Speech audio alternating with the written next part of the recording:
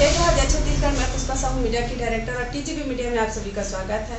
आज हम आए हैं बिलासपुर के सिवडिप्टी में और वार्ड क्रमांक 10 के पार्षद अभी हमारे साथ में है पुष्पेंद्र साहू जी। आइए इनसे चर्चा करते हैं। सबसे पहले तो टीजीपी मीडिया में आपका स्वागत है सर। बहुत धन्यवाद है।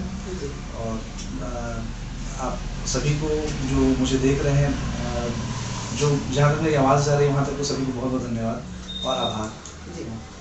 सर, सबसे पहला सवाल तो मेरा आपसे ये रहेगा कि आपका जीवन सफर जानना चाहेंगे सर। मैं जो हूँ लोग जन्माइश जो बोलते हैं, पैदाइशी में यहीं बिलासपुर से, और यहाँ बचपन से जो पढ़ा भारत माता स्कूल से मेरी पढ़ाई हुई है। उसके बाद फिर मैं कॉलेज जो डिग्री लिया, इंजीनियरिंग की डिग्री है मेरे पास। और साथ ही साथ इंजीनियरिंग करते करते जो एक छोटा सा होता है कि छात्र संघ चुनाव या NSU के चुनाव, उसमें मैंने चुनाव जीता यूनिवर्सिटी प्रेसिडेंट के उसमें। फिर धीरे धीरे करके प्रोटेस्ट और लोगों का जो था साथ मिलते मिलते आज मैं यहाँ पर आ पाया हूँ और लोगों का काम करते करते। सर, अभी आपका रहन सहन कहाँ का है? मैं बचपन से पैदाइशी मेरी यही है और आगे भी जो है यही रहेगी पैदाइशी, और मृत्यु तक का मैं तो यही हूँ। अच्छा जी, मिट्टी में ही पैदा हुआ, यही मिट्टी में ही मिलूंगा। सर, आपकी शिक्षा कहाँ तक की हुई है और आपके पास कौन कौन सी डिग्री है? मेरी जो शिक्षा है, मैंने 10वीं भारत माता स्कूल से पास किया है। 12वीं जो होता है अपन कैरियर पॉइंट बोलते हैं, वहाँ से हुआ है। और मेरी शिक्षा जो है हायर एजुकेशन जो है इंजीनियरिंग की है। मैंने इलेक्ट्रॉनिक्स एंड टेलीकम्युनिकेशन में डिग्री हासिल की हुई है। साथ ही साथ मैंने MBA भी किया है, वो सिविल यूनिवर्सिटी से किया हुआ है। सर, हम तो ये जानना चाहेंगे सर, ये राजनीति में कैसे आना हुआ आपका? पहले से ही आप जब पढ़ाई कर रहे थे मन था कि किसी कारणवश आपको ये राजनीति में आना पड़ा? ऐसा कुछ नहीं है, बस एक था मन में कि मुझे भी हाथ आजमाना चाहिए राजनीति में। और जब तक युवा राजनीति में नहीं आएंगे तब तक कुछ नया सोच और नया काम नहीं हो पाएगा। इसलिए मैं नया काम और नई सोच के साथ मैं राजनीति में आया था। जैसे कि बहुत कुछ किया, नया बहुत कुछ किया मैंने। सर, आपकी हॉबी जानना चाहेंगे। मेरी हॉबी ऐसी कि सुबह 5 बजे 6 बजे उठकर ग्राउंड जाना और फिर लोगों की समस्याएं सुनना, मतलब लोगों से कनेक्टेड रहना ही मेरी सबसे बड़ी हॉबी है। और साथ साथ खेल कूद और गाने सुनना। जी। सर, इसमें आपके प्रेरणा स्रोत कौन है? मेरे प्रेरणा स्रोत तो मेरे पिताजी हैं कि बचपन से मैंने उन्हें देखा है स्ट्रगल करते हुए, राजनीति कहें चाहे अदर काम में। तो मेरे प्रेरणा स्रोत वही हैं, क्योंकि उन्होंने बहुत मेहनत किया। हमें आज जिस जिस पोजीशन में मैं हूँ उन्हीं की बदौलत हूँ। और साथ ही साथ एक हैं भैया जो राजनीतिक गुरु जिसको बोलेंगे, अविनाश शेट्टी करके, जिन्होंने मुझे राजनीति में लेके आया। जी। सर, जैसे यूथ को हमारे मीडिया के माध्यम से क्या संदेश देना चाहेंगे? मैं सबसे पहले तो आजकल की यूथ शायद गलत रास्ते पर उतर गई है, उसे बस मैं यही संदेश देना चाहूँगा कि जो है अभी नशा सबसे ज़्यादा फैला हुआ है। नशा छोड़कर कुछ काम-काज या फिर अ, मैदान में उतरें और खेल-कूद में भी आगे बढ़ें।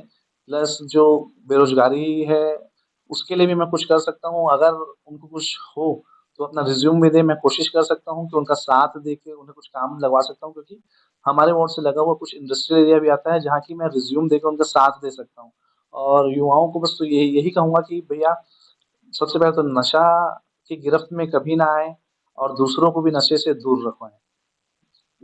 सर, हम आपके कार्यकाल की विशेष उपलब्धि जानना चाहेंगे। मेरे कार्यकाल की उपलब्धि, सबसे पहले तो हम लोग जिस एरिया में रहते हैं वहाँ तार-बार फाटक था, अंडर ब्रिज नहीं था।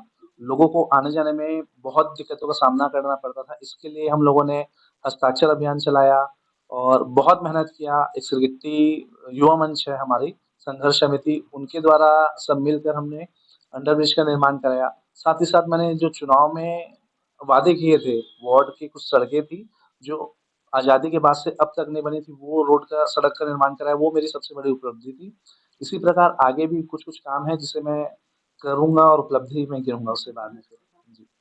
अच्छा सर, ये आपसे ये जानना चाहेंगे हम कि अभी आने वाले जो पार्षद चुनाव है उसमें आप फिर से खड़े हो रहे हैं कि नहीं? अब अभी तो कुछ दिनों में आरक्षण तय होने हैं, आरक्षण के ऊपर बहुत कुछ निर्भर करता है।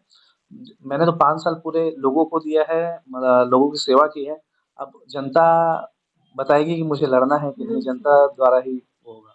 जी। और यहाँ से आपको जनता का प्यार और सपोर्ट मिल रहा है कि नहीं सर? वार्ड में जितने घर हैं वो मेरे अपने घर हैं, लोगों से मिलना-जुलना तो लगातार होता रहा है, बहुत प्यार मिलता है लोगों से और कहीं कुछ दुःख-सुख रहा तो सब वो साथ खड़े होते हैं। जी। अच्छा सर, खास बात मैं आपसे ये जानना चाहूँगी जैसे कि आप पार्षद हैं, तो जैसे आपके वार्ड वाले अगर कुछ भी काम आपके पास लेकर आते हैं, तो वो काम यहाँ से पूरा होता है कि नहीं और यहाँ उनको क्या-क्या सेवाएँ मिलती है?